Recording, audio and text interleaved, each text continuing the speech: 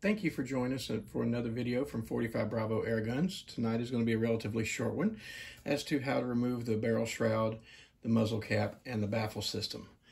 It is hand tight. You should be able to access it just by twisting it to the right hand side of the gun. It's righty-tighty, lefty-loosey as normal. There is a O-ring at this end, and there's an O-ring at the other end where the muzzle cap is and the baffle stack, and we'll go over that momentarily. There's also an O-ring, as I've said before, in this area right here. So when you go to pull the barrel forward, or the shroud forward, it will want to drag on that O-ring, and you'll feel it as you're moving it. You keep turning this, like I said, righty-tighty, lefty-loosey to the left as you're looking at the gun from the front. And we'll unscrew it till we get to the end of it. And we should be able to pull the shroud forward. It's under tension right now, and because of the O-rings that are right here, we'll continue to pull this forward. Once it gets past the O-rings, it gets a lot smoother. As you can see, there is a barrel centering device here, similar to the other Avenger. At the very end of the barrel, I add a couple of wraps of Teflon tape, because in the end of this system is the baffle stack and the adapter. This may be very tight. You might have to apply some heat to here with a blow dryer to get it to loosen up. You may also try using a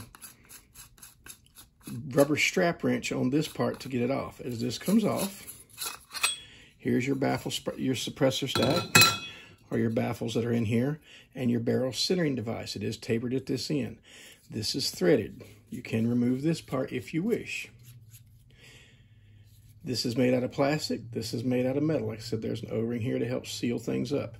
If you decide to design your own baffle stack, or you want to use something similar and to replace this, you can. You can unscrew this and put your system together. Like I said, I chose to add some Teflon tape to this end, so there's a nice tight fit right here. There was just a very minute amount of movement between the barrel and this, and by doing this, it's now a tight interference fit. It feels tight. It doesn't want to rattle or anything like that. Your barrel diameter is, on this particular gun, a 11 millimeter barrel. So it means it's the same diameter, I think, as the original Avenger barrel.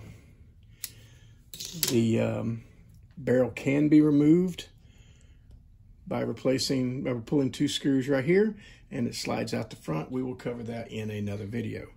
Putting the system back together is pretty much the same as it was taking it apart. Screw this in, snug it up, pass the tube over the barrel centering device, shove this rearward. It does not matter which way it goes on. Tighten this down until it snugs up. You don't have to really torque on it or anything. Just past snug is good.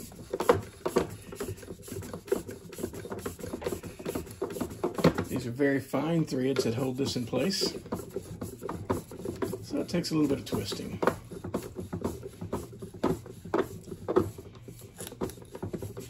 Get it past the O-ring. It settles down and locks into place. Once it's snug, go back to this end of the gun.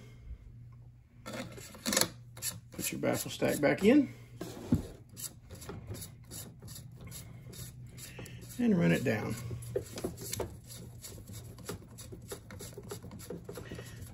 Like I said, it is a tight fit over the end of the barrel.